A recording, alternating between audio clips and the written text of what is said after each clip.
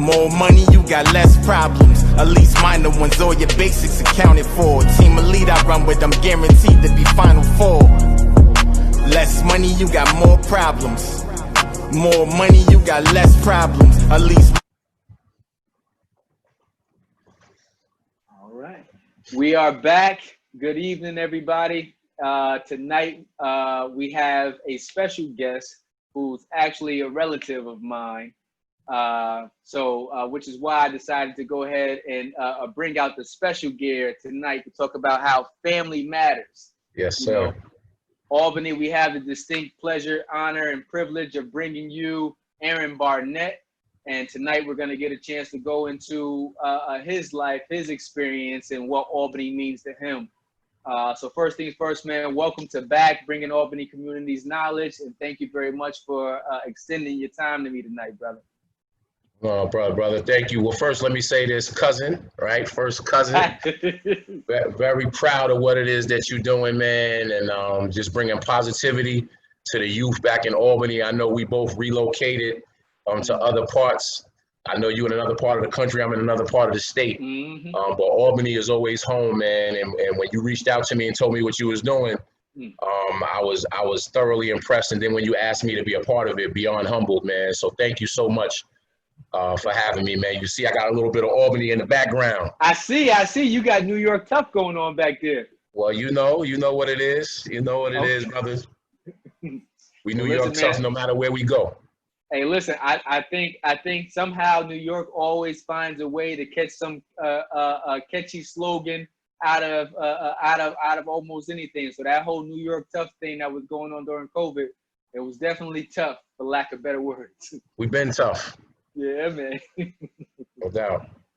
Well, listen, man, before we even get to the formal questions, I always like to start off by saying, man, how have you been? How have your family been? Currently, we've been in quarantine for the last 5-6 months. I would have never thought it was lasting. I mean, how have you and your family been surviving and making transitions during this COVID-19 pandemic? Yeah, family's well. My parents and my brother Keith is they're up in Albany. I haven't had a chance to see them in quite some time. That's been tough. My children are well. My health is good. It's interesting, man. I had COVID.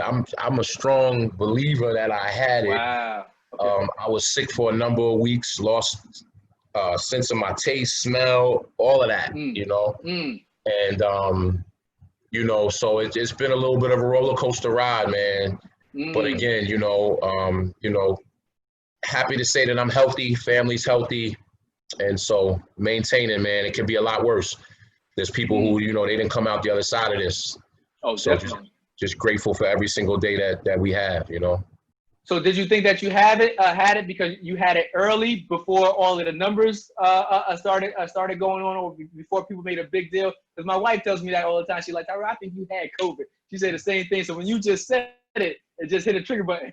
Yeah, well, it's funny you say that because I actually got a couple homeboys who were sick like in January, February.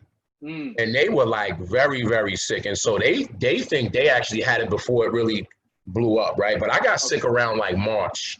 Okay. Yeah, around March I got sick. And I didn't go get tested until weeks later. And I went and got the antibody test. And it's crazy because even with these tests, right, they're not always accurate because I know I was sick. I was sick for, like I said, 6-7 weeks. Never been that sick before. They did the antibody test. Now check this out. They did the antibody test. It came back that I had antibodies. They just said I didn't have enough antibodies to be determined positive, which didn't make sense to me because if it's a brand new disease, you didn't have it, you would have no antibodies. You understand? So when I went and got this test, I had antibodies, but apparently not enough to meet the threshold.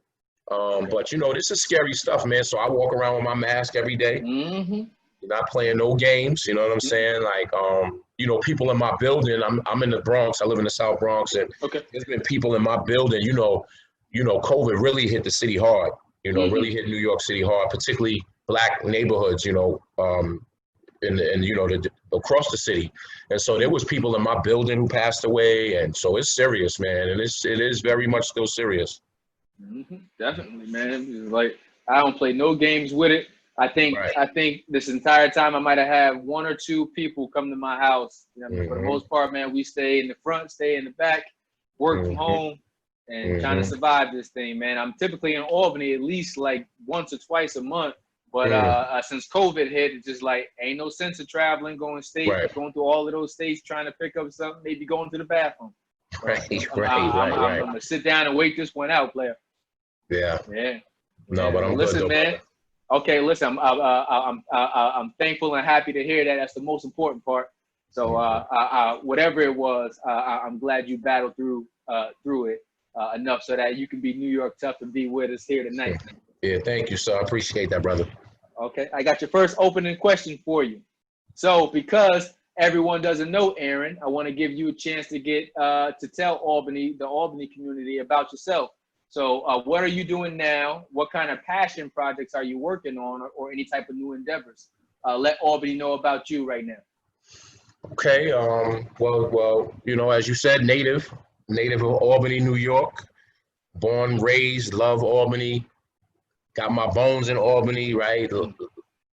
Albany is what makes me who I am, right? I currently am in New York City. I live in the Bronx.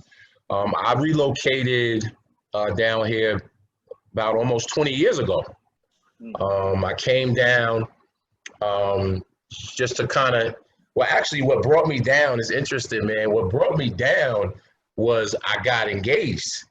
I got married. And my wife, right, former wife, right, she lived in Spring Valley, which is north of New York City. For those that don't know. My wife's from Spring Valley. Well, she's from Brooklyn, but she grew up in Spring Valley. So when you get out of here, brother, look at that, man. So she's from Spring Valley. So I relocated there, and I always worked with youth. I always worked with kids, even when I was in Albany. You know, I worked at Berkshire Farms with the young men who were incarcerated. I worked for the Albany City School District. I worked for the YMCA. So I always had a passion for working with youth. And when I came down here, I continued that and got a job with the New York City Department of Education. And, you know, early in my career with the New York City Department, you know, I kind of bounced around, and I eventually landed at the school that I'm currently employed with, and I've been with them now going into September to be my 17th year, and that school is called the Eagle Academy for Young Men.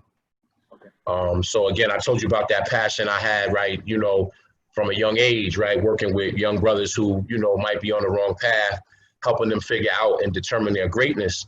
To have an opportunity to work at an all-boys school, public school at that, I couldn't pass up the chance, right? And so I'm still with the Eagle Academy for young men, right? Again, we have a school in every borough. When we started back in 2004, it was just one school in the Bronx, and I served as dean of students at that school, right? I served as dean of students at that school for 12 years, and then after 12 years, I transitioned to what is called the Eagle Academy Foundation.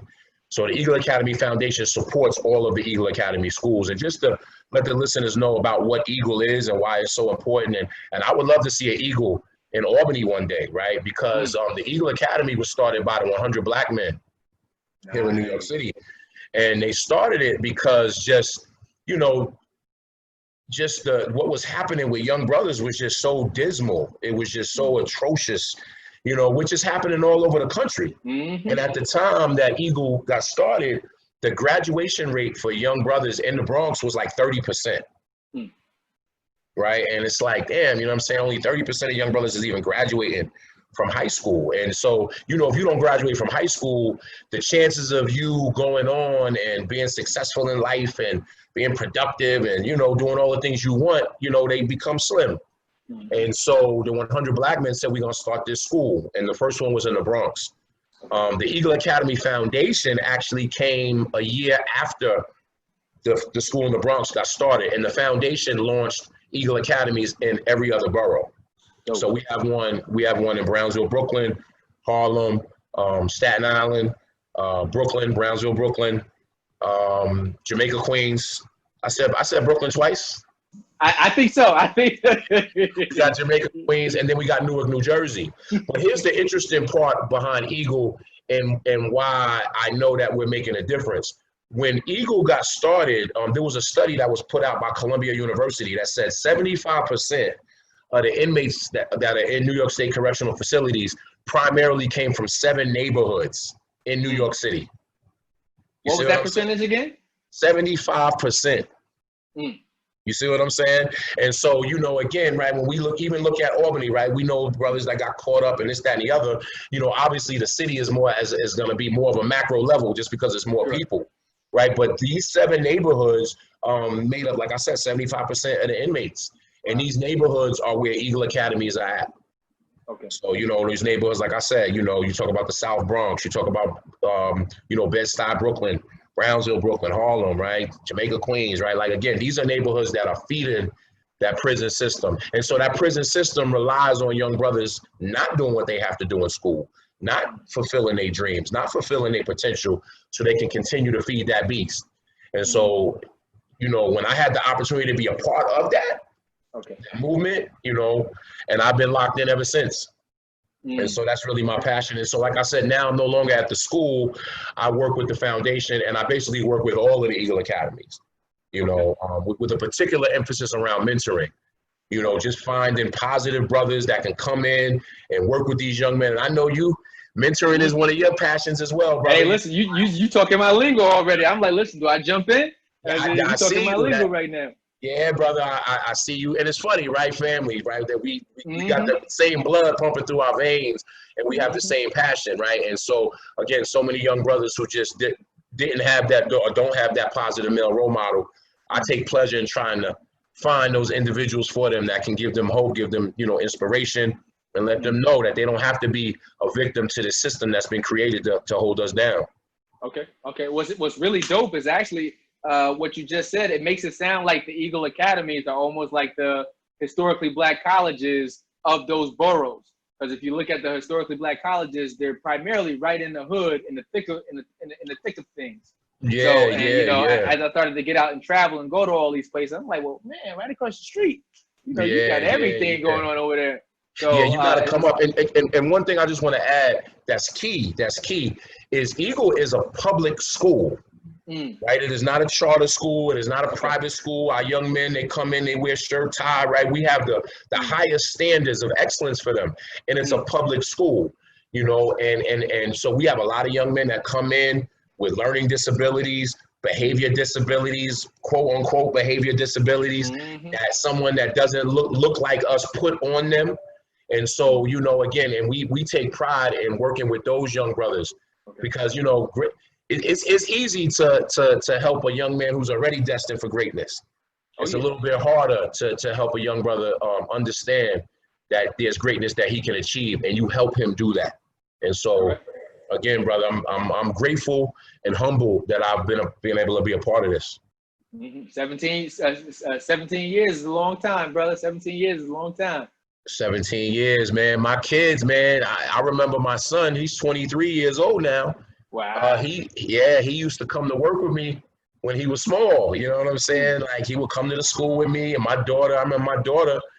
She's 16 now, and she was born. She was born the same year we started Eagle. You talk about the years going by, but it's a bit blessing. You get to count the years at home. You say, listen, I can tell how long I've been here just by looking at my baby girl. Exactly, no doubt. Yeah, man. But nah, it's you know, even when I was running my mentoring program up in Albany, I had a program called Model, Men Organized to Develop, Empower, and Lead, and we ran that for 9 years. Had branches in Charlotte, Long Island, but primarily the hub or the headquarters was in Albany, and we worked out of a charter school. So for whatever reason, I was always in the battle between some of my frat brothers trying to pull me over through NYSET and say, well, why don't you bring it to the public school? And I'm just like, listen, man, I was in an all-male charter school the first year that they started the charter school, and that was Green Tech. And, you know, myself and the principal formed a really good relationship. and he gave our organization free space in the school, and it was like an instant connection. One, we were mentoring their kids as well as the other kids that we brought there, and it was dope. So I understand the importance of doing what you're doing and continue to do, because once we turn on the light bulbs of these kids, they never go out. Never it's go like out. someone's got to go ahead and turn it on. And not only that, to almost change the narrative that's been created for us.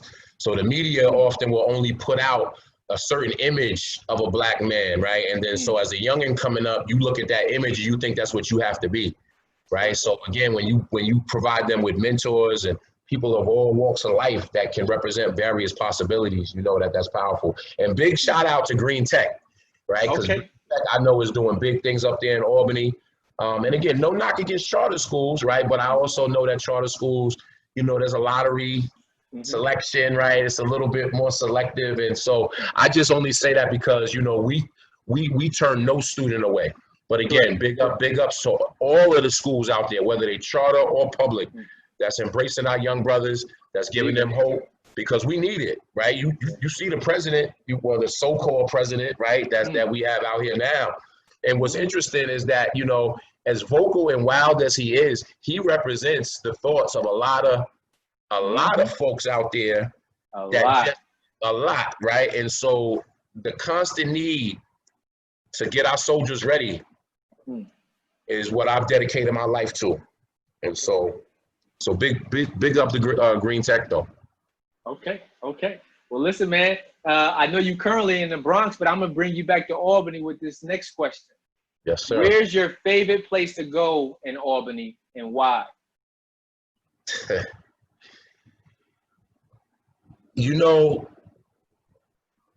If there was one place that I would say, man, is my favorite place to go when in Albany that I really miss, it's the new courts in the summertime. Okay. The basketball court, softball field, just the family atmosphere, right? Like, you know what it is. And in the Bourne, we call it the Bourne, right? Everybody knows everybody, right? It's like a big family, right? And so, the new courts was uptown, downtown together. Everybody was just, and then of course, being a former ball player, I for those that don't know me, I used to play for Albany High, graduated in '92, got it in at the new courts, right? Play with my squad, Umoja, back in the day. I really, really miss that in particular. I mean, was that Unity squad? Umoja, yeah, Umoja. Our name of our team was Umoja, and Unity, no, Unity. Unity had something different. Yeah. Okay. This was me and my boys, UV, Kenneth Danzy, Rala. Who else we had, man? It was just D Stan, you know what I'm saying? My man Darren Stanford. It was just a bunch of us that came together. And I remember just having a team in the new courts, man. We played there a couple summers. And like I said, man, going against UV is who I was talking about. Yeah. So, UV, Universal, no doubt. Yeah, that's my brother. And what's interesting is that from that, I'm gonna give them a big shout out right now. Him and my man Danzy, Dancing Danzy, right? We started Umoja back in, this was like the late 90s. And Umoja means unity, right? So we was always kind of on that conscious tip even back then.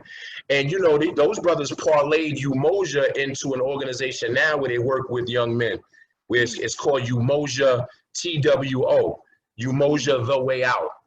Nice. So they took, that summer league team and that idea of unity and giving back to our community. And now, like I said, here we are 20 years later, they doing their thing with young people up there. So yeah, but that's probably one memory I'd say I miss the most. Okay. I mean, there's others, but that one stands out to me. No, that's a good one right there. That's a good one right there. I can relate to that one 100%. But you know what though, fam? I gotta be honest with you, right? Now that you asked me that, I'm looking at my background and I gotta throw this in there. I missed the Black Fest, man. The real Black Fest, man. Yeah. You know what I'm saying? Yeah. Right there in the plaza, right in behind me. Yeah. You know Not what the African American, whatever the name it ended up turning to. Back then, it was the Black Fest. The Black Fest. That's what I'm saying, bro. You know what I'm saying? So, and that just came to me, right? Is, you know, again, God is in the energy with us right now. Because I wasn't even thinking about that, but that just hit me. I looked at my background. I said, the Black Fest. The Black Fest, man. So those are two fond memories that I had. Okay, listen, well, those are two dope ones, and I will take those any day. No doubt. Man, listen, you live for summertime at the new court, and then the Black Fest was just like, listen, you'll be sitting there planning for the Black Fest all year, just like, what am I gonna wear in August? I want to say it was August. You know what I mean? What am I gonna wear? You know what I mean? I'm gonna keep this so I have something new to pull out for the Black Fest. No doubt. Okay. I wonder. I mean, I don't even. Do they still have the Black Fest? They still have it, and like I said, I'm definitely gonna chop up the name, so I ain't even gonna try. But they definitely still have it. But you know what I mean, what it was, or that feeling that I know that you are drawing it doesn't do that anymore. For me, okay, I got you. It's been like that for years. Yeah. Got you. Yeah. Let me see, man. I'm keeping you in Albany right now. And actually, Aaron, thinking of your younger self, what do you wish somebody would have taught the younger Aaron? You know what I mean? Now being a man far removed from that person, what do you wish someone would have told the younger Aaron that maybe would have shortened up your path? You know what I wish, now that I think about that, man, is almost like, I almost wish somebody would have really stressed the importance to me of listening to people that came before you. You know what I'm saying? Like I think for young people, and I know there might be some young people listening, man, and so if there's any word of advice I would give them, is listen to the older people that are in your life that are giving you advice, that have walked the path that you're trying to walk. You know, life is not a dress rehearsal. You don't get a chance to do this over. And some things that you do, you know, it could slow down your progress or get in the way of what it is that you're trying to achieve. And so I think when I was younger, and I think this is just a common thing with young people often tune out older people. You know, they say, oh, it's not like, it's different now, or things aren't the same way, but the one thing is, no. You know, styles might be different, right? And things of that nature, but you know, pitfalls are pitfalls, right? You know, we talk about, you know, the devil is out here, you know, causing destruction. The devil ain't changed since time has started. At all. You know what I'm saying? And so, you know, if there was anything I could go back, and I was like that, right? My parents, man, they try to tell me stuff. I'll be like, you know, I don't want to listen, this, that, and the other. And so if there's anything I would go back and I would say to my younger self that I would say to young people now, I would sit myself down. I'd be like, man, listen, number one, you don't know it all. You might think you do, and this ain't no knock on you, because sometimes when you say that to young people, they get offended, right? They be like, oh, you know, I can hold myself down. It ain't about you not being able to hold yourself down. It's about, I've walked that path. The path don't change. The path stays the same. The only thing that changes is the feet that's walking on the path. And so if I've walked the path ahead of you and I'm schooling you, it only makes sense that you listen. Real talk. Listen, I'm listening to my mother right now as you said that. It's like, you know, listen, she always be like, listen, young man, you trying to get what I got already. And as a young person, you be like, whatever, man. I mean, you know what I mean? But real talk, when you just said it, you know, don't dismiss, you know what I mean, the jewels, as we like to call it. Don't dismiss the jewels. And it's crazy to hear you say that. I would not have thought that would have been something, that type of tutelage you would have missed out on, man. 'Cause I know your pop's one of the dopest people I ever met. But that's the crazy part, is that, and that's the thing, right? Like, very rarely in life will someone go through life and they ain't never had nobody try to school them. Okay. It's almost like my parents would say to me, they say, you listening? No, they say, you hear me, but are you listening? is what they would always say to me. So what that means is you might hear the words coming out my mouth, but are you listening? Are you internalizing what I'm saying? And a lot of times people don't. At least that's the way I was, right? I was so stuck in my ways, and you would think, right, with that knowledge, about dropping that knowledge and this, that, and the other, that yeah, I would have been internalizing it, but I fought against it. And so, you know, when I realized it, man, I'm sure you can relate to this, is when I had children of my own. Oh, it's the worst thing in the world. You know what I'm saying? You're like, listen, man, all I could do, I used to be like, okay, I get it now, man, because my 4-year-old is definitely my conscience. And so I can only imagine yours, you got adult kids. So you'd be like, listen, man, your kids be like, was I like that? Listen, my son, that's all I do every day. Be like, me and my wife do this all day. Be like, you get that from you. And she'd be like, no, that's you today. You know what I mean? Because we are our parents. You know what I mean? Whether we want to or not, indirectly, you know what I mean? Our makeup is just them. So it's just our job to figure out the best qualities, the bad qualities, and create the best of us. You know what I mean? So, and don't reject what they're saying to you. Because here's another thing, right? You know, first of all, if you have your parents, you know, that's dropping jewels on you, you're lucky. Because everybody don't have that. You see what I'm saying? Everybody don't have that, right? But like I said, like, usually you have somebody in your life, whether it be a teacher, a mentor, somebody that's dropping jewels on you, right? And my thing is this, that's the foundation, right? So like, yeah, you know, we talk about my parents, and yeah, I might have rejected what they was trying to say to me for so many years, but that was still part of my foundation. Correct. So when I got older and I had children of my own, I'm a little bit more mature. It's like, okay, now it's all making sense. It's all good because that foundation was laid. Yeah. The tricky part is this for a lot of young brothers. Will you make it to that point though? Right? So like, if you a young dude and you wilding out, you're not trying to listen to nobody, you know in your core that what these people are telling you, they telling you because they love you, they got your best interest in mind, but you wilding out and you do something that prevents you from even making it to the other side. You see what I'm saying? And so it's a lot of brothers, man, that's, you know, we talk about that beast, that correctional facility beast, right? That's taking our young brothers. It's a lot of young brothers that, you know, at a young age, they made a mistake just because they weren't listening. They heard these people talking, but they wasn't listening. But they realized, and now they got to deal with this predicament and, you know, a little stagnation in their life. And so what I would say to young people is you can avoid all that, man. Just listen. Don't just hear. Listen to what these people are telling you, man, because they're not steering you wrong. And it takes energy. It's funny. As dean, when I was dean at the school, I was known as a tough, no nonsense type dean, right? Like if you were skipping class, if you was out of unit, any little thing, I was on you. You understand what I'm saying? And I always took the stance of, I'm gonna treat these young brothers the same as I would my own son. And the one thing I would say to them, because they'd be like, yo, Barnette, you wilding, Barnette, you be wilding, more and more. And I would say to them, I'd be like, yo, listen, it takes energy for me to have to say something to you. I can see you doing the wrong thing and let you just keep walking on by. But you telling me I actually take the time out to slow you down and try to talk to you, that's a blessing. So don't get mad at me for stepping in.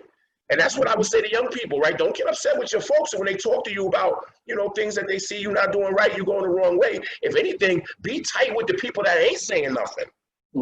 Because those is the real people you need to look out for.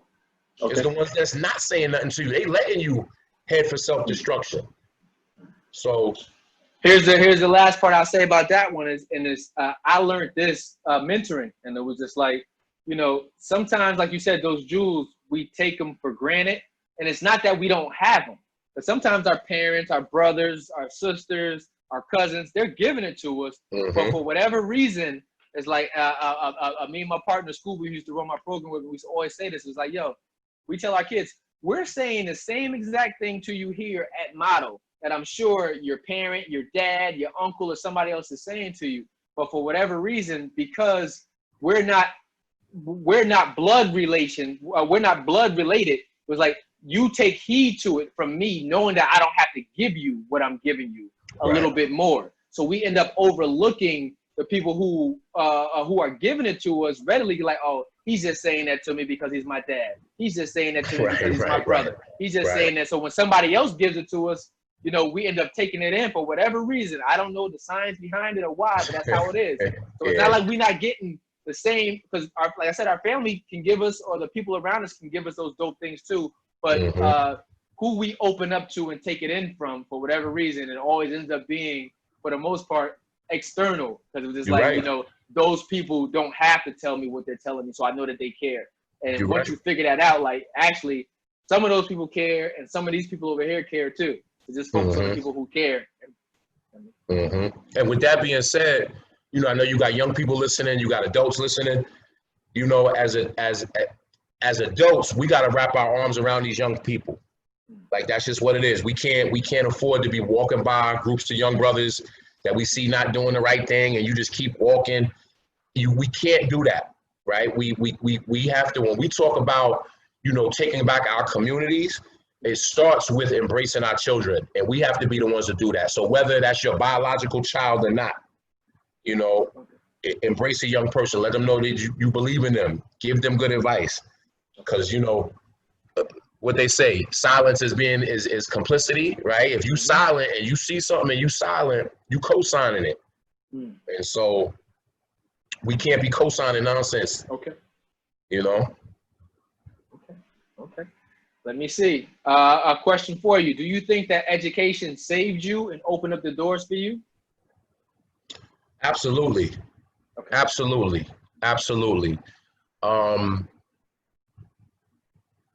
Yeah, you know what I'm saying? My journey was a little rocky. I graduated from Albany High and got a basketball scholarship. And so I went to Long Island University, CW Post. I was there for 2 years, got into some trouble, left there, went to another school, Assumption College, playing ball, scholarship. That didn't work out. Got put out of there.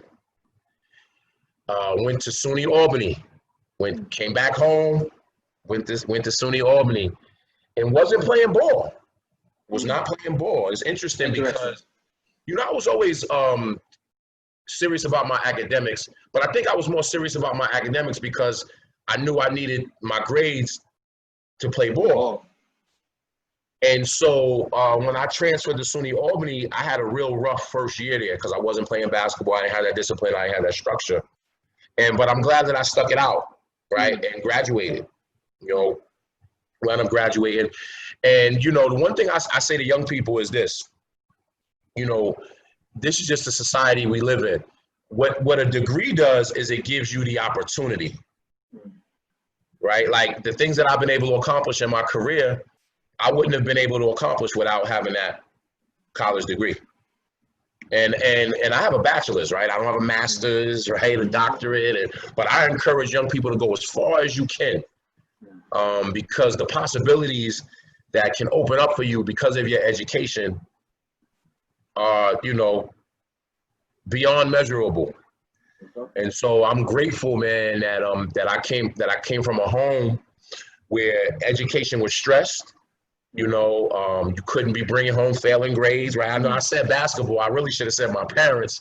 I said having it. You know what I'm saying? But yeah, like, education is where it's at. And then even for people, you know, what I tell young people all the time, you know, they'd be like, well, college ain't for me. I don't know about college. Listen, college might not be for you, but you need some type of training. Correct. Grade, right? That's education. You see what I'm saying? Like, it just may not come in the form of a 4-year degree. It comes in the form of something else. So education is at the basis of everything. I agree. And not only that, I appreciate it. I appreciate the story and the what's the word? The tenacity to keep going, because for the last 2 weeks, me and one of the guys I still work with right now, we've been going back and forth with each other over text. And it was just like, you know, he started his career undergrad at a school in the South. It didn't work out. You know, he came back to Albany, went to UAlbany, actually went to He started, yeah, I won't tell it because somebody else going to trace him back. So anywho, he started at a school in the South, came to a community college here, did well there, then transferred to a 4-year school, but didn't do well there. And what I'm trying to tell him, even through those experiences, is that that's not the end. Nah. You know what I mean? It's not the end. And it was just like, you know what I mean? The beauty of being able to live long enough, you know what I mean, is that you realize that there's so many different paths to success, and it doesn't look the same for everybody. The difference is who chooses to give up and who chooses to continue to fight and continue to move forward, and like we learn from that one. And that's where he's at right now. So now he's like, yo, I'm glad I reached out to you, Ray. I'm like, I'm glad you reached out to me too, because you was talking some nonsense. But it's like, you know what I mean? It's like, nah, tell them don't quit. Brother. Yeah. Tell them don't quit. I went to 3 schools, brother, and it took me 5 years to graduate. Okay.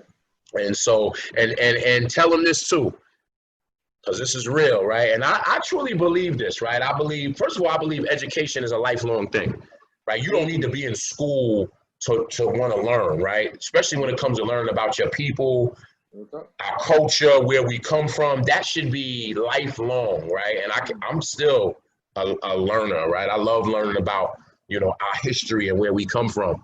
But the one thing I tell young dudes all the time is like, yo, man, I ain't never had nobody ask me what my GPA was. Right? Like nobody, you know I told you, and I'm telling the story here where like, yo, I went to Post, got put out of there, went to Assumption, got put out of there, but nobody cares about that. The only thing that matters is that I got the degree from Albany. And listen, it was a struggle to get that. But like I said, I've never had anybody say to me, well, what was your GPA? Like, no. Good point. It's the fact that you got it. And I think that's probably the biggest thing that I think having a degree demonstrates is your level of commitment, your level of not giving up, your level of tenacity, like you said, your ability to, you know, be disciplined enough to follow through on assignments. And so that's really what it is. Because once you get to the work world, like, you know, it's not an automatic, at least it wasn't for me, right? That's not an automatic thing where you got your degree, now it's all good. No, you're gonna have to get into the work world and work your way up through that, right? And learn that. So college, man, was something that I'm so grateful that I did finish and did not give up. Because like I said, you know, my life would not be what it is, you know. Yeah, like you said, man, education is a lifelong process either which way, but sometimes it's not even about the education.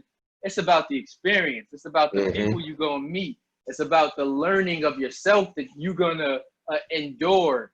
You know what I mean? So it's just, and like I said, you don't got to pay a bunch of money to get that experience either. There's other ways you can get it, but you got to get it. You got to get it. You got to get it. Brother Malcolm said it best when he said education is the passport to the future. You can't say it no plainer than that, right? Like, education is the passport to the future. You need that passport to travel from one country to another, right? And so you get that education, man, that's your passport to move and move throughout the world and accomplish what it is that God put you on this planet to do. So I like that. Let me see. Here's a question for you. During your time, K through 12, did racism play any part in the education that you received or the schools that you went to, whether public or private? Yeah, absolutely, brother. Well, I went to public school my whole career, my whole schooling career, you know. So I always was public school. But it's interesting, man. When I was in the 4th grade, I don't know if they still have this, but back in the day, they had what you call AT classes. And AT stood for academically talented. And I remember the way they did it was, I guess in the 3rd grade, maybe you took a test or something, and that determined whether you got into AT. And so I remember my father,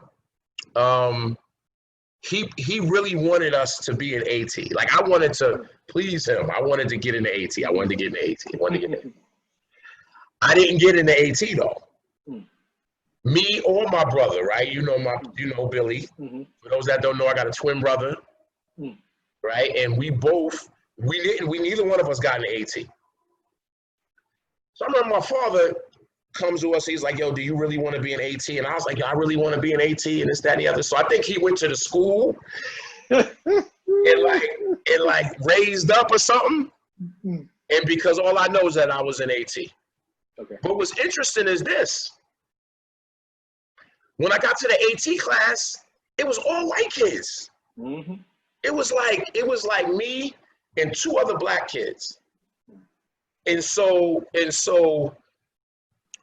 like I resented that, you know what I'm saying? Because I'm like, yo, you know, I wanted to be an AT to satisfy my pops, you know, but then I didn't like the fact that, you know. You said, this ain't cool, this don't look good. Yeah, like, where's the people at? Where's the people at? Yeah, I wasn't feeling it. But I stayed in it, and it's interesting because that definitely shaped my view of education throughout my process, right? Throughout like I never had a black teacher. I had my first black teacher was at SUNY Albany. Her name was Dr. Marcia Sutherland. I'll never forget. She taught this class called The Psychology of Black America. And, you know, and from a young age, I always wanted to learn about my people, right? Our people, always. So even though, you know, in Albany, they're not teaching you no black history. You don't got no black teachers. You're looking around, you got, you know, no black classmates, right? And so I think with the combination of all of those things, it kind of made me resentful. Well, I don't know about resentful. Well, yeah, resentful towards the education, my education that I was receiving. Okay. I don't think that I did as well as I could have done had I been in a more, I think, supportive environment in terms of just being around other kids that look like me. Okay. You see what I'm saying? I don't know if that makes sense or not. It makes perfect sense, and you actually making me relive my own thing, and I'm just like, so one, it's funny how it has changed over time. So I think when I was in elementary school, I want to say my principal might have been black, and out of 1 through 6, first through 6th grade, I want to say I think 3 of my teachers I might have been black, and I really just reconnected with one of them, my 4th grade teacher, as a result of doing my first interview with JC. So we're just like, oh man, so we've been back in contact since then. So it's just crazy because I can only imagine for each generation, it's been more and more individuals of color who've been able to get credentialed to be in the schools, to make the impact, to make those connections that you said that you didn't really feel like you had because you didn't get your first one into college. Yeah, we need black teachers, right? Like that's what our young people need. You know, we look at a place like Albany, what's going on right now with the school district. Not only do we need black leaders, we need black leadership in schools. I just want to tell you this story real quick. So I'm in college. No, matter of fact, I take this back. I did have one black teacher. Okay. At Albany High. Her name was Miss Abuno. Miss Abuno taught the Black Studies class. So they had this class called Black Studies. And it's funny with that. There was a whole thing behind that. They had Black Studies 1, Black Studies 2. Black Studies 1 didn't have didn't hold as much weight as like the other history courses. So we got this petition together to try to change it and all of that. So we always had that. And my man Universal, UV and all that, he was down back then. So we always had that driving us. And Miss Abuno was the Black Studies teacher. Okay. The only black teacher I ever had. But I got to tell you the story about college and how the power of a black teacher, what the power is. So I'm in Dr. Sutherland's class. Like I said, the Psychology of Black America or whatever. And, again, I really hadn't embraced being a scholar. I looked at myself as like, I'm in school, but I'm a baller. Like I play ball, you know what I'm saying? And so this was during that first year that I wasn't playing ball. And so, I go to class, and let's just say without giving too much away, I would show up to class definitely not looking like I was ready to learn. Okay. You know what I mean? And I remember one day, but I loved Black history. I mean, when I say loved it, I mean from a little kid. Anything that had to do with Black people, I was on it. I was on it. And I remember we had this test, and Dr. Sutherland, you know, she gives out the test. We do the test, and we're going over the test on a Friday or one day. So she's screaming on everybody in the class, and I'm in the back of the class. I mean, I'm talking about I got cornrows, crazy, you know what I'm saying? And she gives out the test. She gives the test back to everybody. And she's screaming on the class. She's screaming on everybody in the class. She's like, man, I can't believe this. The level of writing that y'all submit, and this is all Black kids in the class. She like, yo, there's a lot of kids from the city. As you know, SUNY Albany is a lot of kids from New York City. So she like, you know, y'all writing is horrible, this, that, and the other. She says, there's one student in here that wrote acceptable answers. Matter of fact, not just acceptable, but brilliant answers. And she hadn't given back the test yet. So she's screaming at everybody, and she like go to give out the test. And she says, that one student is Aaron Barnette. And I swear to you, bro, like, it seemed like in slow motion, everybody just turned around. I was in the back of the classroom. It seemed like everybody just turned around in slow motion and just looked like, what? Like, huh, this go? Because I didn't present myself to be that. Okay. But she said she was like brilliant answers. She was like very intelligent answers. She had me read the answers, the whole nine. And the reason why that experience was so powerful, and I'll never forget it, is because before then, I always had teachers, they might have been like, oh, you bright. You got so much potential. But they didn't look like me. Okay. So it didn't really, you know what I'm saying? I didn't internalize it.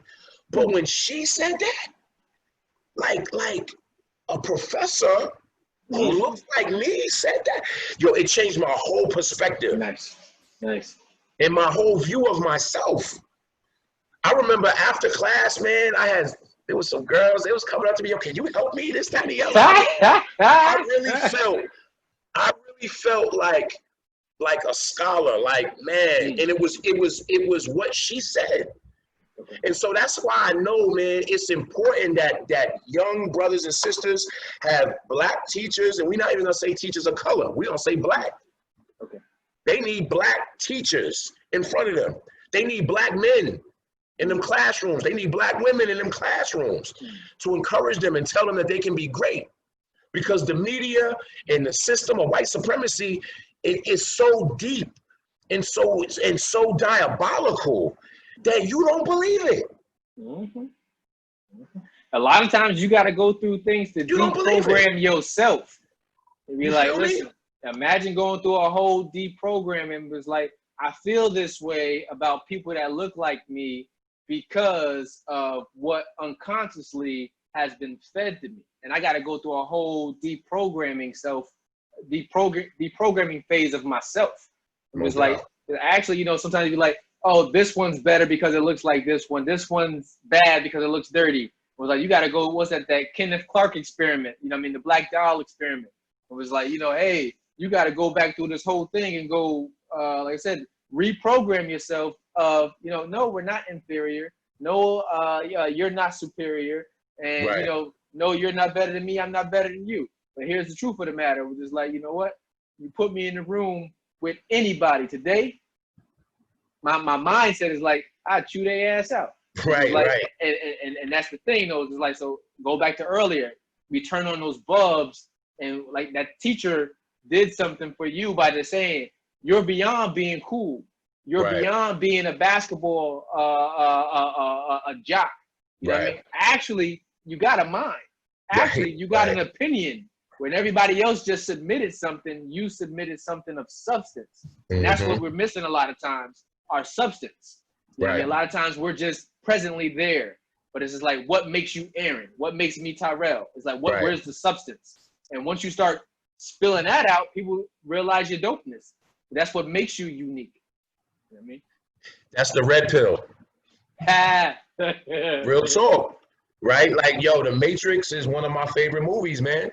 Because, you know, for years, right? Like, yo, we've been fed that blue pill. And so once we know about our greatness, man, you know, that's the red pill right there. That's liberation.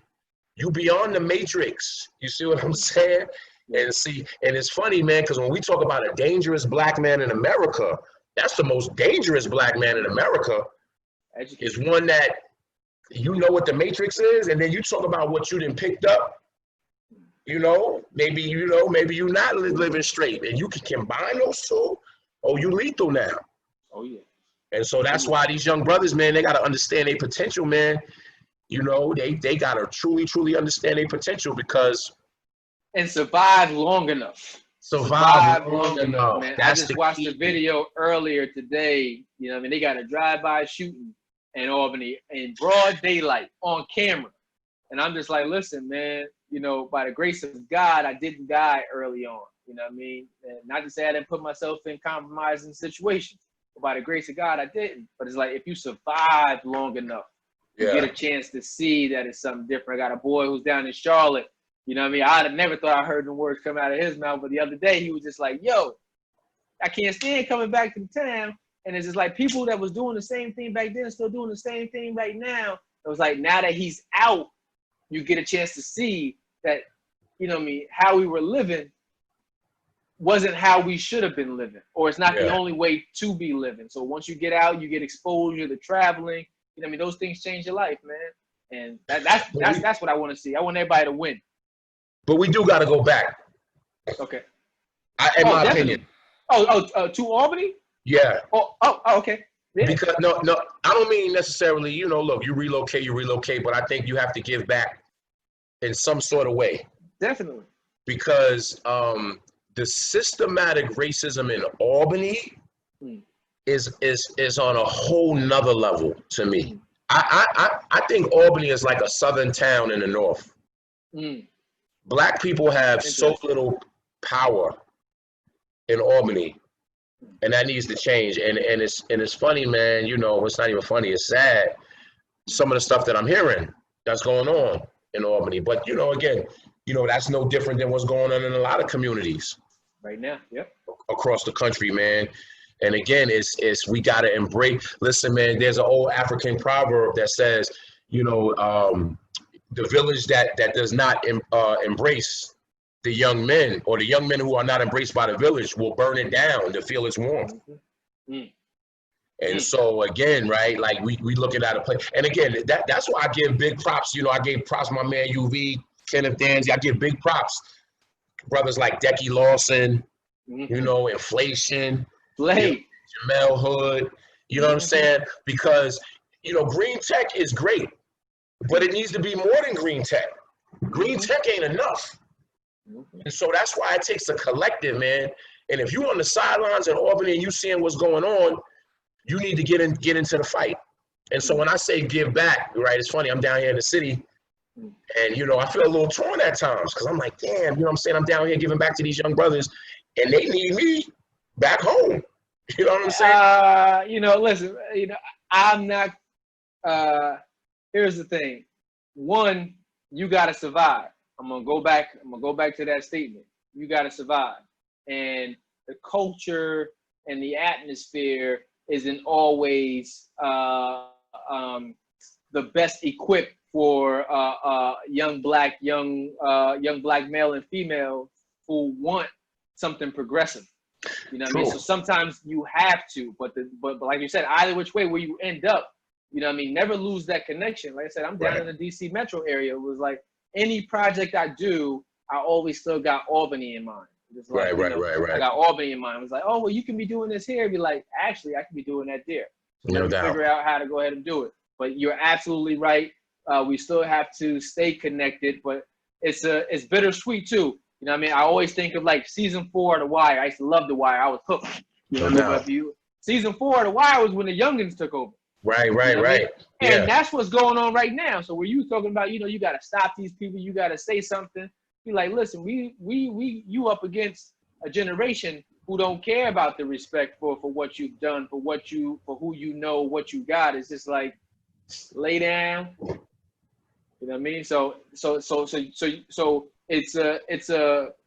a balance between safety and still making the connection, and realizing that, you know, sometimes you want it more than what other people want for themselves, and to be able to not overextend yourself in those areas, because your safety is still primary.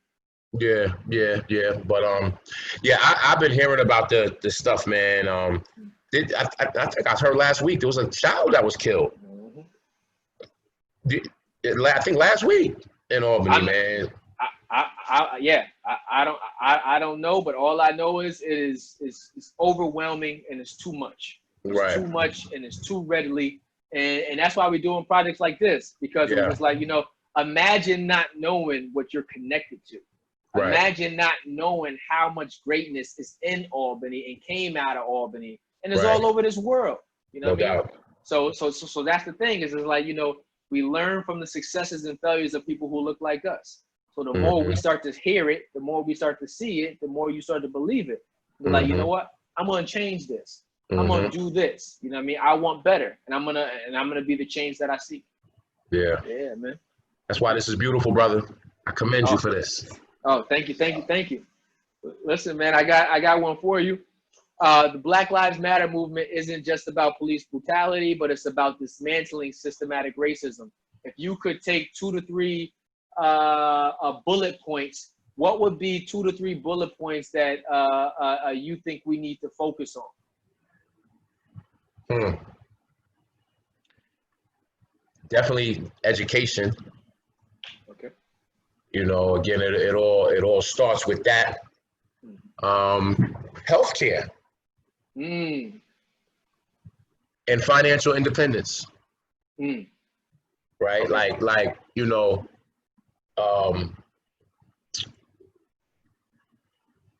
in order for us, and particularly as Black men, you know, in order for us to stand up and be warriors for our community, we have to be healthy. We got to make healthy choices.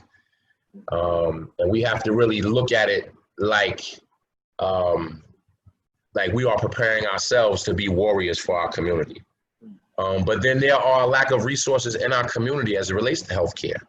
You know, you see it with the COVID thing that's going on around the country, right? And it's funny, man, because even when they started with the testing, you saw there's a lot of testing sites in the white communities, right? But not enough in our community.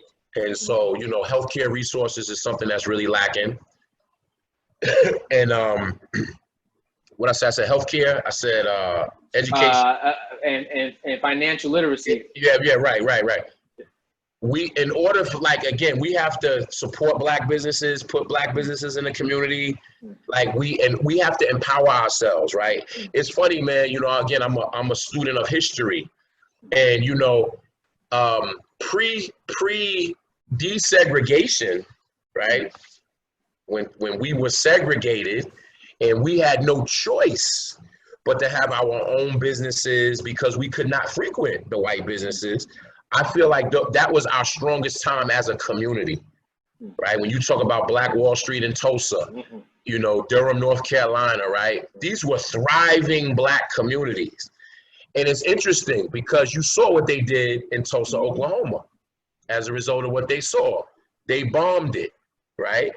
You know, it's funny with white supremacy, anything that they see Black people succeeding at, they will try to destroy, right? As a slave, if you were caught reading, they would kill you in front of the other slaves or beat you within the inch of your life. And it's the same thing with Tulsa, Oklahoma. We talk about that economic independence. Like, that's something that will empower us as a community. So again, man, those would be 3 areas that I would say, you know, in the Black Lives Matter movement, you know, and I'll just throw this in there, my own opinion about that. I think, you know, there's a difference between the Black Lives Matter movement as a hashtag and a Black Lives Matter movement as an organization. Correct. Right? Because the hashtag is like, all right, Black Lives Matter, right? We addressing all these issues, right? But the movement, I think we've allowed other groups to come into the movement. right? So instead of Black Lives Matter, now it's, you know, Black Trans Lives Matter, or, you know, they got one now called BIPOC. I don't know if you heard of that. Nope, but I can only imagine. Black, now listen to this. This don't even make sense. Black and indigenous people of color. Right? So people have to be very careful about which movements they get a part of. But I like the spirit of Black Lives Matter. Black lives been mattering. Oh yeah. You know what I'm saying? And it's a shame that it's taken the death of, you know, again, George Floyd, Breonna Taylor, Ahmaud Arbery, right, to bring it to light. But again, right, we had the young brother from, what's my man's name? Played ball with him, Dante. Dante Ivey, who was killed at the hands of police in Albany. Right? So again, Black lives have always mattered. But it goes beyond police brutality. Those are the three areas I would mention. Okay.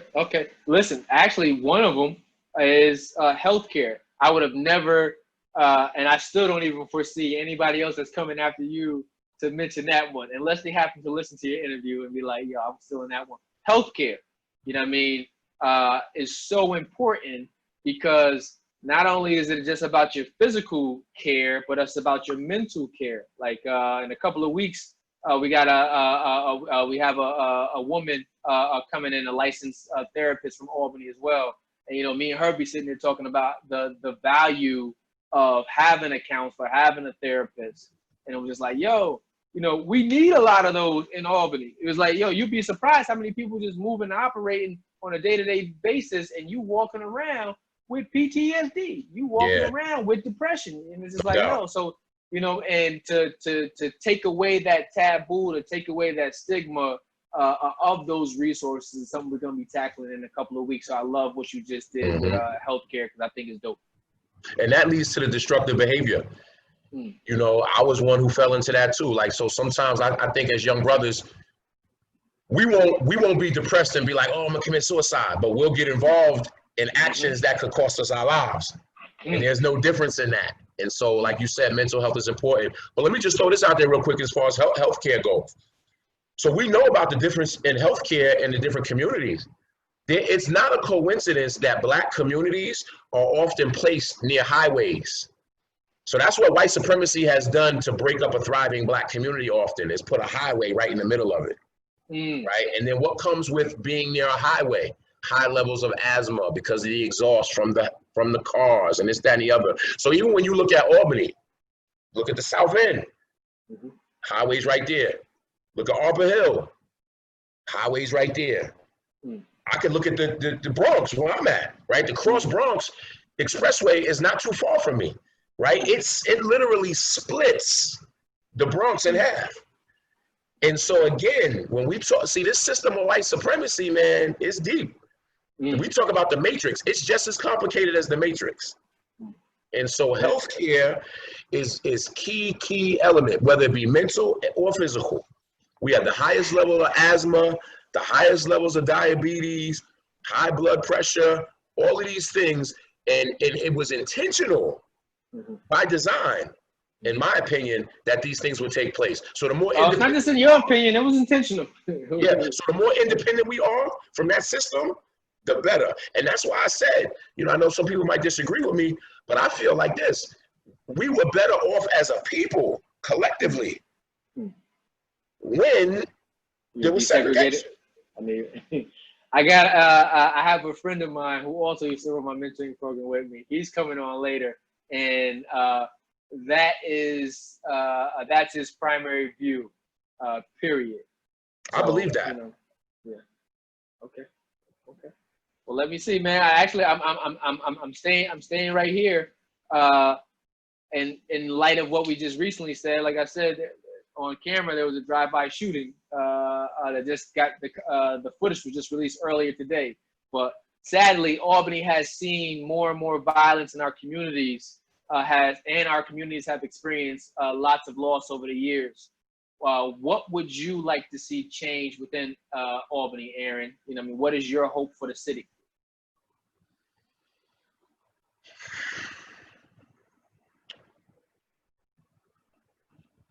you know, I would just like to really see Black people come together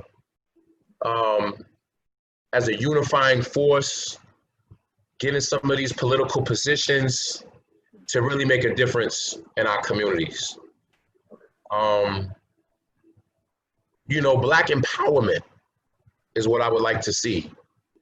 And, you know, it's tough.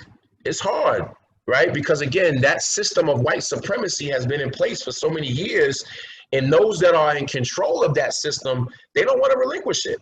Mm-hmm. And so again, right, you have young brothers. You got my man Derek Johnson. I know he's a ward leader. We got some other young brothers. Corey Ellis, I know, is involved in politics. We need brothers on the police force, right? Again, we need brothers and sisters who are teachers, right? Again, all of those different things, all of those different positions equate to power. Correct. Because those are decision makers. Those are molders of the minds. And so again, man, my vision for Albany it would be, like I said, just empowerment. Okay. And just the almost break those chains, man. Because it's real. It's real, man. You know, when you talk about a city, you know, my mother, she was the city treasurer for a number of years, but I think she might have been the first or second, I think, Black person elected to a citywide office. Has there been anybody since? I don't know. I mean, I don't know if there has, but if there has, it might only be one or two. That has to change. That has to change. And so that's what I would love to see happen for our hometown. Okay. That we're put in positions of power to make a real difference. Yeah, I mean, what is it? That is, like, I always tell people, I think that we have more knowledge, more resources, you know what I mean, more money, more education than any other generation before us. You know what I mean? But for some reason, in a lot of regards, it feels like, to me at least, that we have less. You know what I mean?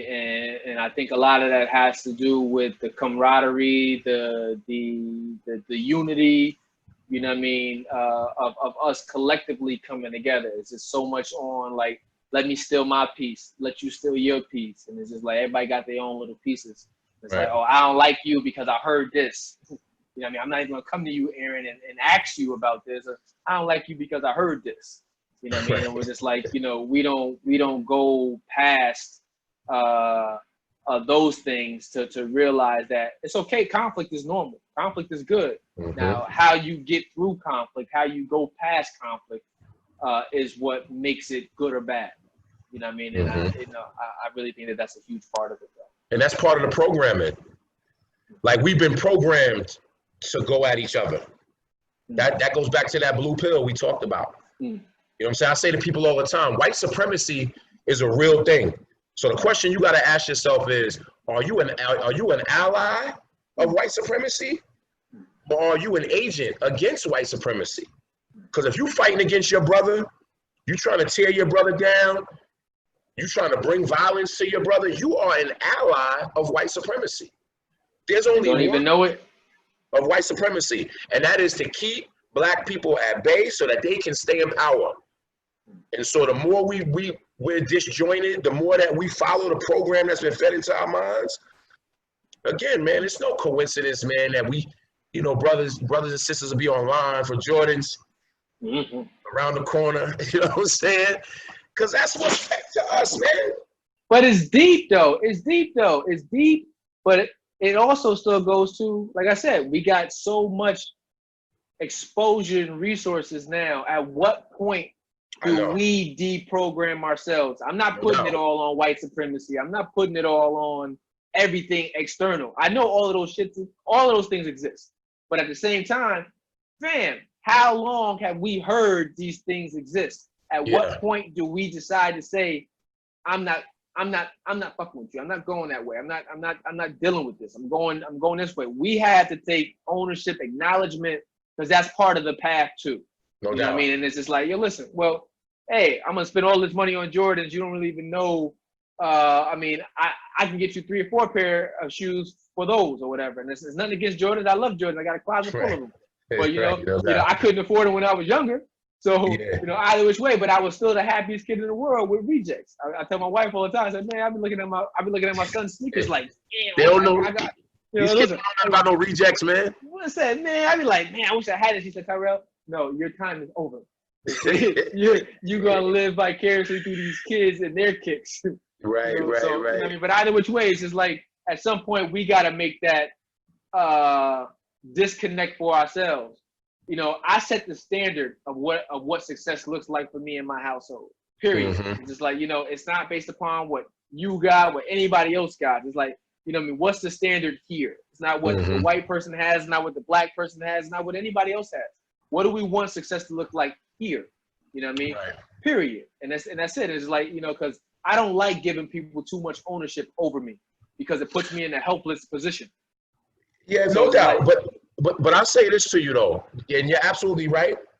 But I think to break that chain and break out of that, like none of us get there by ourselves. Like that's why I think it's important to read, do your own research, right? There's a lot of there's some books that I would recommend to every young person to read, right? There's podcasts, there's what they call them. I don't want to hold on to that. Don't you release those yet. That's the last question that's coming for tonight. So you hold on to your books and your podcast. But I'm gonna be asking you that. Oh yeah. But I say that to say this. Like social media is a powerful thing. And there's a lot of information out there. And so, like I said, you can continue to take the blue pill and stay in the dark and stay programmed, or you can take that red pill and get that knowledge that's all around you that will enlighten us and awaken us. Because again, that programming is deep. So no brother or sister who's woke, like they say woke, got there just because they just said, oh, they just woke. Like, nah, it took some deep programming, and it took them to get some insight and knowledge from something that the mainstream matrix is not gonna give you. You know what else? I'm gonna use a word that sums it up. It took a lot of love, brother. Mm-hmm. It took a lot of love. So right. It took someone nurturing you through your own stubbornness. It took someone, loving you through your own areas that you needed correcting it. Mm-hmm. Love in its truest sense. It took a lot of love for each one of us to break out that path, to break out that mold. It took a lot of love. So love. That's the key word, brother. You hit it right on the head, love. Because if I love you and I see you headed for that brick wall, there's no way I can say I love you and I see you headed for the brick wall and I ain't gonna try to intervene. Mm-hmm. I ain't gonna try to put you on. So you hit it right on the head, man. Love is at the center of it all, man. Hey, let me see. Success is measured in many different ways. How do you stay motivated when you face obstacles, Aaron? And I know you touched on some of them earlier, but in regards to your tenacity, as we touched on, just going forward. But success is different for everybody. How do you stay motivated, brother? I keep it real with you, man. My children have always been my motivation. Again, I told you my son, he's 23 now, and you'll never stop being a father. He's a grown man now. But I think, like when it came to working with young men, I always, it's interesting, right? Because he didn't grow up in the house with me.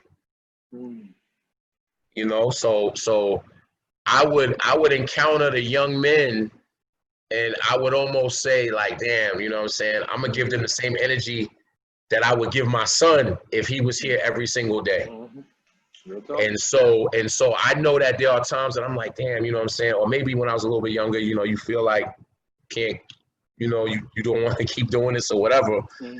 My children have always been the source of my inspiration. And so I can never let them see me give up. Because if they see me give up, they might think it's okay to give up or give in. And then not only that, man, like, nah, this world is designed for you to give in. And I'm a warrior. to my heart. You know what I'm saying? And so when I think of them, and then I just think of my obligation, and I don't use that word warrior lightly. Okay. You know what I'm saying? Like you know, people sometimes think of warrior, and they just think of the physical, you know, warrior you out there fighting. Like, no, man. If you holding your family down, you being a positive contributor to your community, you being a positive role model, you are an agent against white supremacy, you a warrior.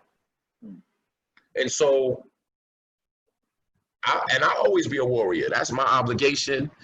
I was raised to be that.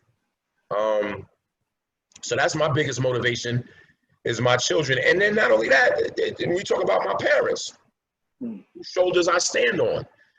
I can't let what they poured into me, like, as if it didn't matter. Nah, I have an obligation to that. You got an obligation to your mom.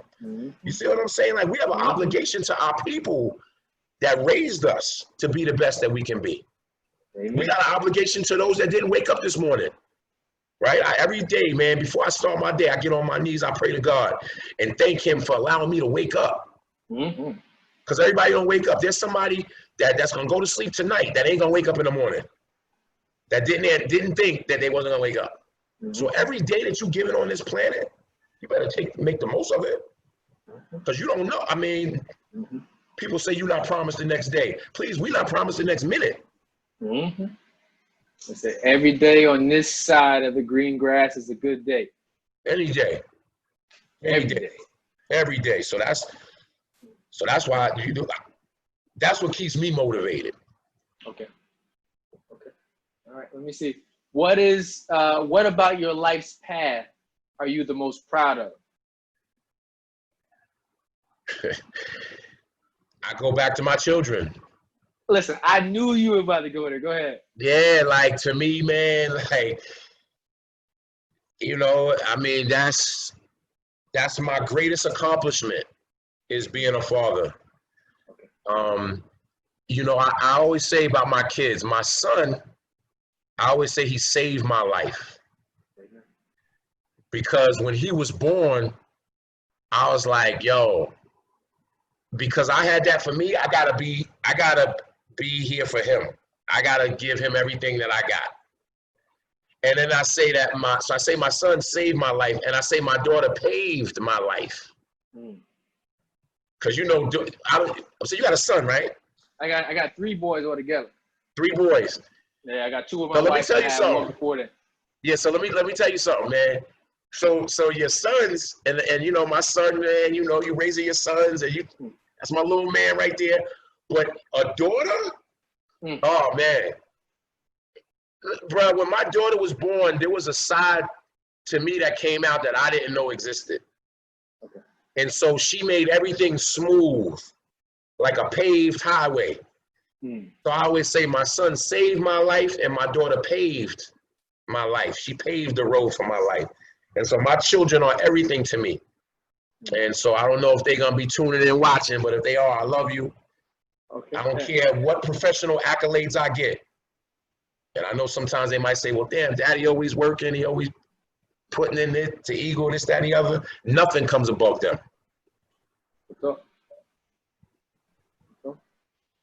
Listen. I don't know what it was that made me think. I was like, listen, he's going to answer this. And based upon your earlier answers, I had already told myself, it's going to be his kids. It's going to be his kids. Come on, man. Let me see. How has traveling and or relocation impacted or shifted your views? Yo, so again, Albany, and I'm going to keep it 100. Albany is like, to me, I look at Albany, and I don't think I seen it until I left. Albany is like it's like a plantation. They got us segregated in neighborhoods. White people is all around. They got us restricted. They segregate our classrooms. I told you what my educational experience was. And so coming down to the city, I was like, well, damn, it ain't like that here. You got black people in positions of power, black people doing it, coming together, demanding justice, demanding this, demanding that. And so that was kind of different for me. Another thing that was different for me too is that, at least this way it was for me, for me growing up back in the day, Albany was just black and white. It wasn't really no Hispanic people, multicultural people. I mean, there might have been a few Jamaicans, you know, you knew a Jamaican here or there. But Listen, I don't know about that. Not to cut you off, but I'm jumping in because I had this conversation recently with another person that's coming on in maybe 2 weeks. But just like a lot of what I didn't know, like Albany wasn't just black and white. When I was younger, when I was in the thick, that's all I seen was black and white. Maybe that's what it is. Maybe that's what it is. That was all I seen was black and white. And then it took me to get older and have some experience and be like, oh, he wasn't Jamaican, he was Haitian. Or, oh, she wasn't Dominican, she was Puerto Rican. And it was like all of these different things, but I had no way of putting it into words. Everything was black and white to me. It was like, you know what I mean?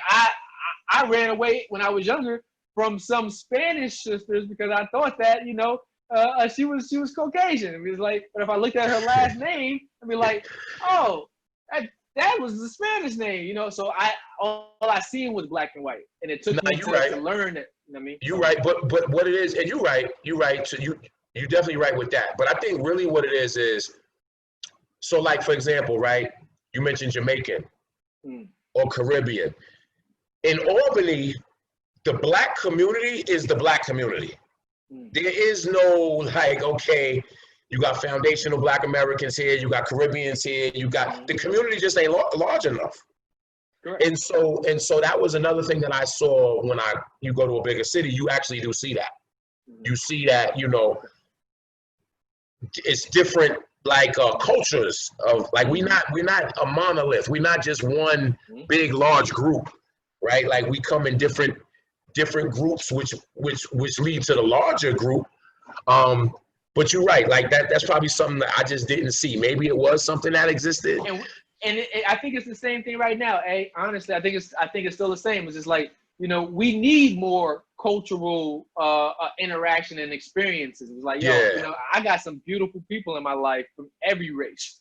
I mean, white, Jamaican, Haitian. You talk about Spring Valley. When you talk about you met your previous wife, I want to say, was she Haitian? Because my wife's Haitian and she's from Spring Valley. No, you know she is. See? Absolutely, yes. But as we grow and we're able to realize that the world is a lot bigger than just our small city, you start to be able to make those connections and be like, man, you know what I mean? So it's really dope. And I wish that we had more of that experience, that cultural experience in Albany. Have more days where it's like embrace your culture day. And it's like we got huge Guyanese populations, huge Jamaican populations, huge black, huge white. Here's the thing: we gotta learn how to embrace each other a lot better to really, you know what I mean? It's like you can't love somebody that I don't take the time out to get to know. Right. You know what I mean? And honestly, we have to do that because again, that's part of the matrix. Again, we talk about this system. That's not by accident, brother, because the system knows that if we come together and we're unified, that's more power. So I think there's an intentionality behind making sure that we don't look at well, we got to be intentional to break it. Absolutely. And that's where I'm going. Comes in. That's where that leadership comes in. And it's brothers and sisters that's doing it. And like I said, I applaud them. These are brothers that I grew up with, and I see them now really trying to make a difference in the community. And because again, this thing is deep, man. It's deep. Yo, do you know how bad I kicked myself in the butt years later after I realized? I was like, man, I always liked this girl, and I ran away from her. And it was like, here, you know, last name Cruz. I was like, I should have known right then. It was like, I had no clue because in my mind, everything was just black and white. Yeah. And I tell you, man, I say this to the young brothers all the time, that, you know, they might be Latin, they come from a, you know, Caribbean country. I'm like, look, man, the only difference between me and you is your peoples got off the slave ship before my people did. Right? If you know your history, you know the triangle trade. The boat went from Africa to the Caribbean, South America, up to North America. So the only difference between me and a person of Latin descent is a Hispanic or Latin. I know I just want to be politically correct. Hey, listen. But the only difference is that your people got off on the boat in Brazil or wherever, right? And then my people came here to North America, right? But again, that's hidden from us, you know? And again, man, look, to control the people, it's easier to control the people mentally than it is physically. If I can control you mentally, I don't need to control you physically. And so again, there's a reason and there's an intentionality behind keeping us separated. What did Mace say? He said, I want to get in their head before I get in their bed. It's like, listen, if you can get in somebody's head, you understand what their next move is. It's checkmate already. It's like, I ain't got to be there. I don't got to be through all the experience. I already know where you going. Well, listen, man, I'm real strong on the use of the N-word. Okay. And I feel like, you know, that's a word that was created by our oppressors.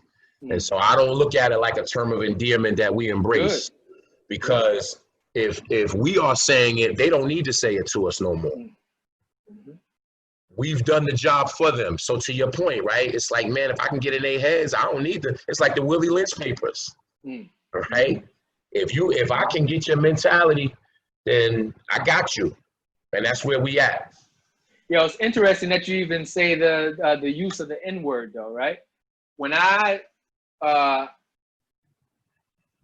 2002, I went to go live in Morocco, right?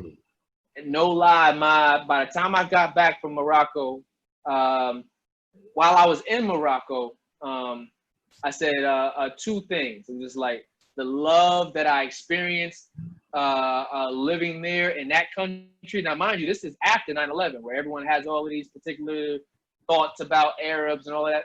It was the most peaceful place I've ever been in my life. You know what I mean? And it was like just being able to embrace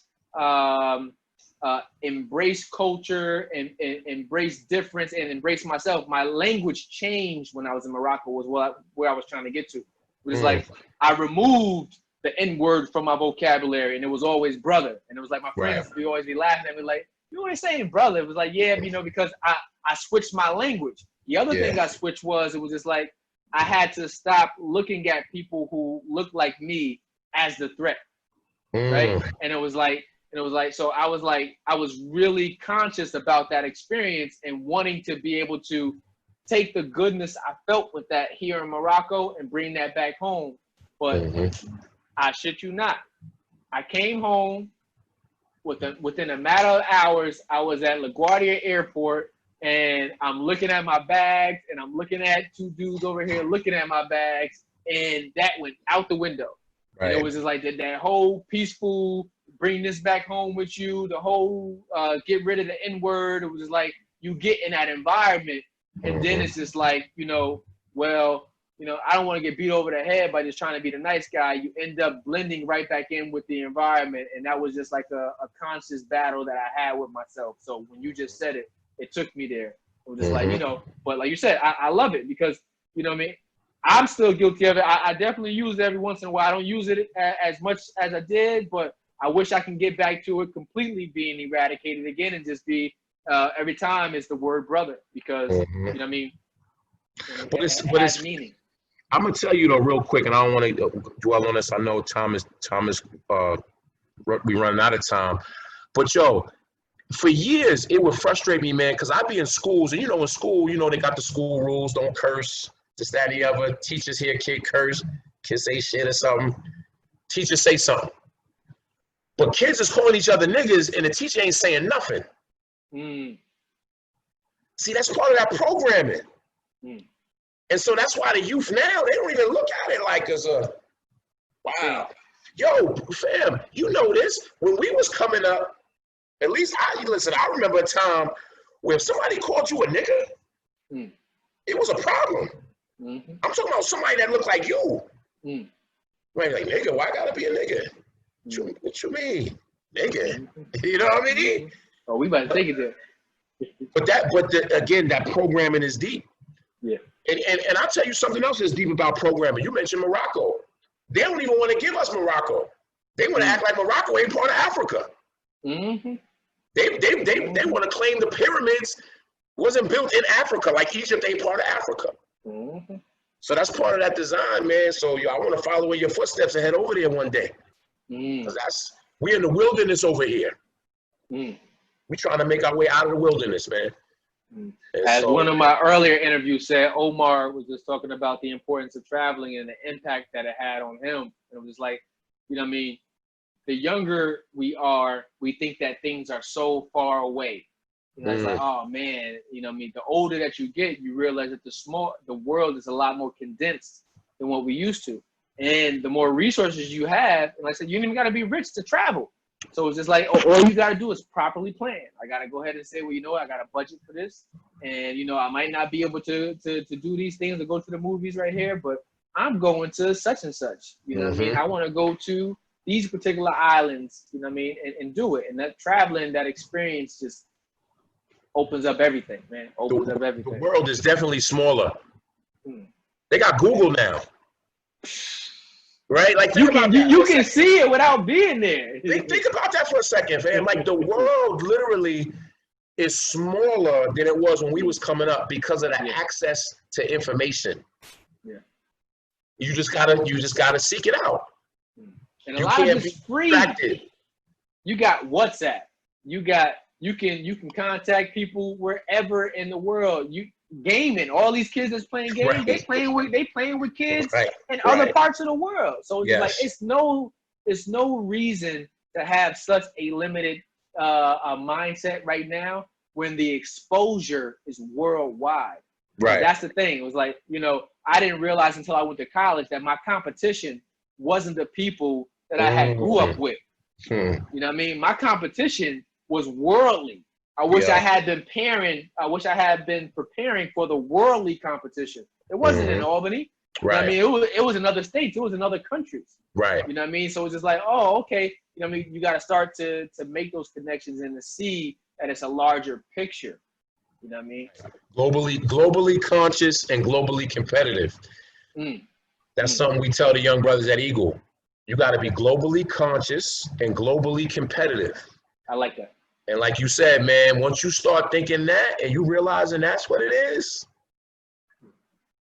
sky's the limit for you, man. You dangerous. Okay. Let me see. Here's my second to last question for you. What opportunities does Albany have to offer that you wish that you had taken advantage of while you were still in Albany? Or what opportunities would you like to bring to Albany that you don't see now? You know, I would love, man, this is my dream, to be honest with you, man, is I would love to see an Eagle Academy in Albany. Okay. You know, again, Green Tech is doing great things, but it's not enough. You know, there's a lot of young brothers that are being left out of the mix.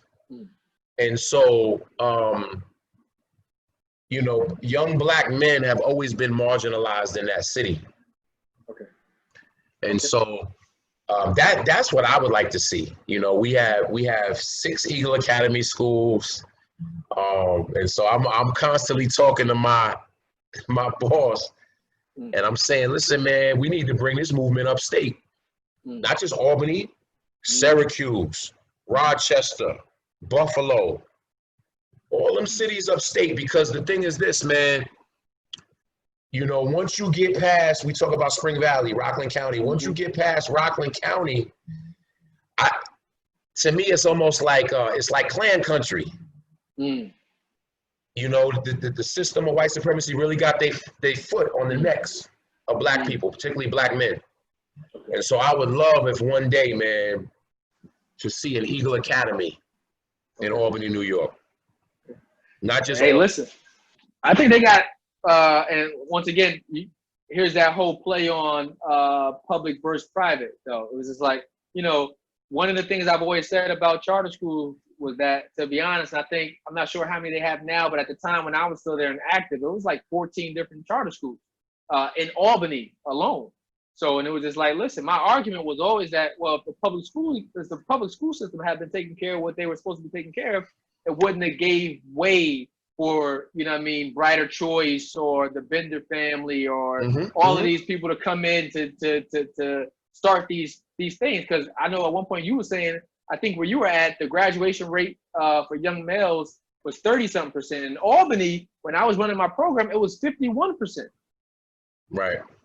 You know what I mean? So it'd be like, yo, listen, you know, so I'm all for any place or institution that is going to put the discipline in there. Right. And that was one of the things I used to love about Green Tech, especially when Green Tech started. Before it became sports and anything else, you know what I mean? It was about teaching young men of color, you know what I mean, how to be disciplined, how to be engaged, and how to be altruistic. You know what I mean? And that's it. We need a lot more of that. You know what I mean? We need more. Yeah, we need more of that. And I'll tell you another thing that's missing from Albany that we had coming up.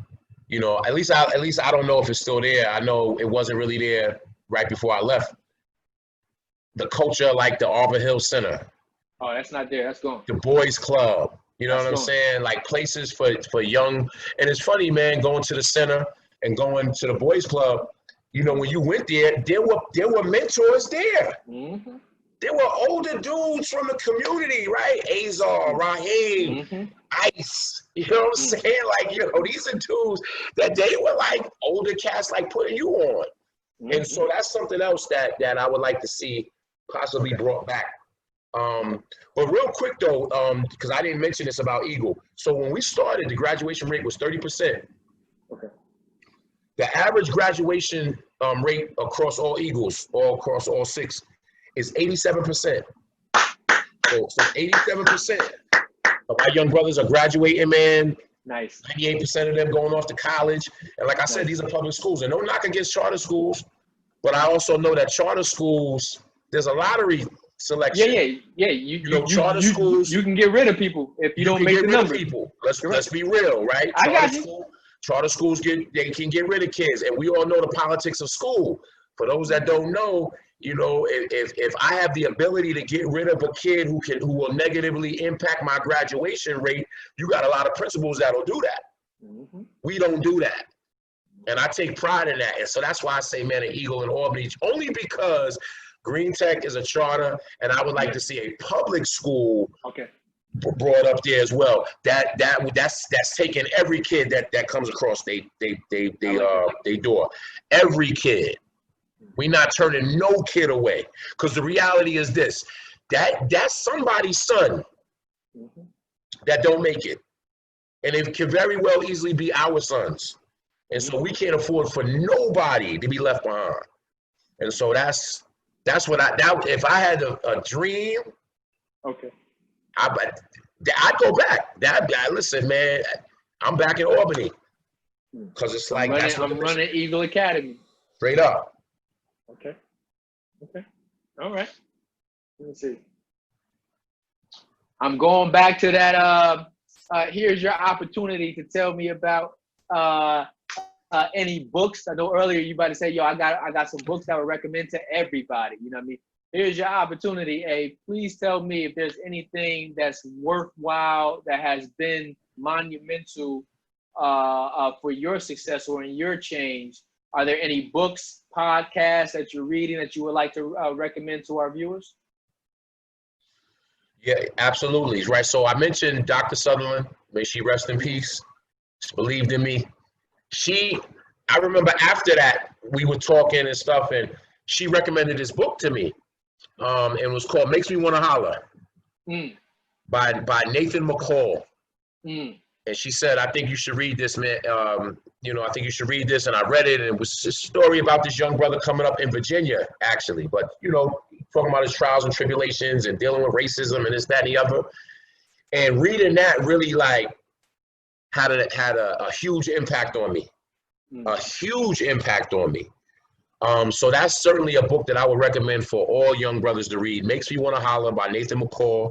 Of course, the autobiography of Malcolm X is something that I would definitely recommend to all these young brothers out there.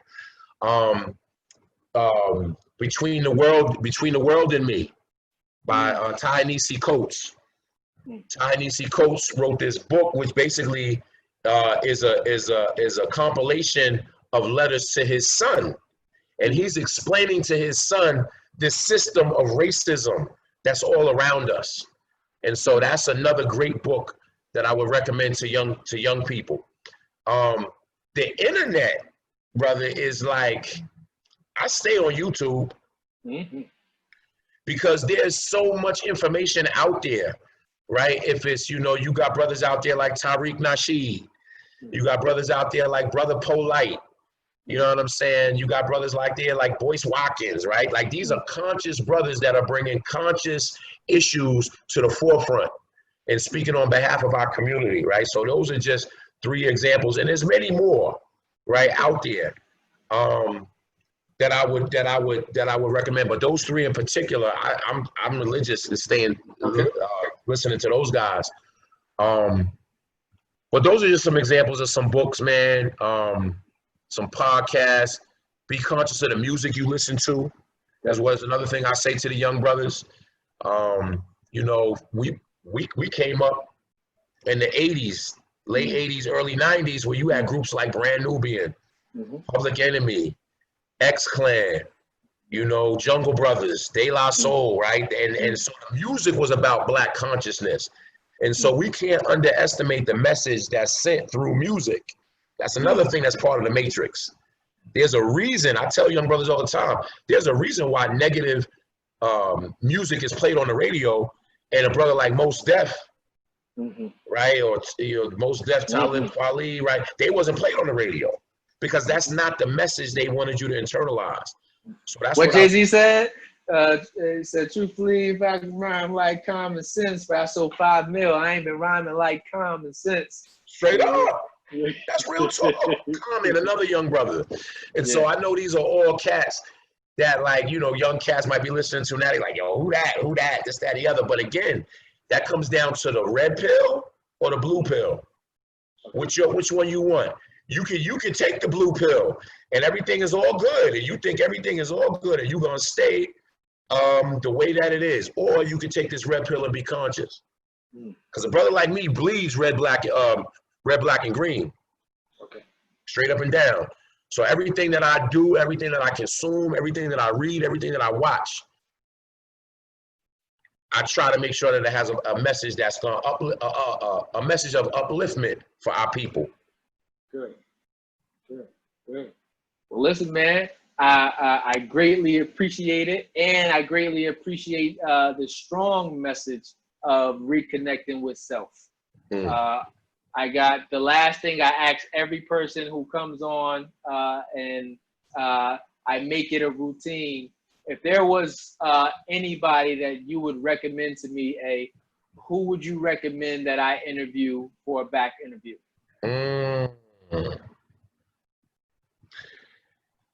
Listen, man, I named off a lot of brothers, man. You got, man, I'm going to tell you, man, what Jamel Hood is doing is phenomenal. And his story is powerful. I know Jamel from a youngin'. Like, we was at the center together. Teenagers. Powerful story. I think he just opened up his own gym. Right? Yep. And so his story, I think young people need to hear stories of resilience. That they, often, so many times we bring people in front of them and they don't want to share their struggles.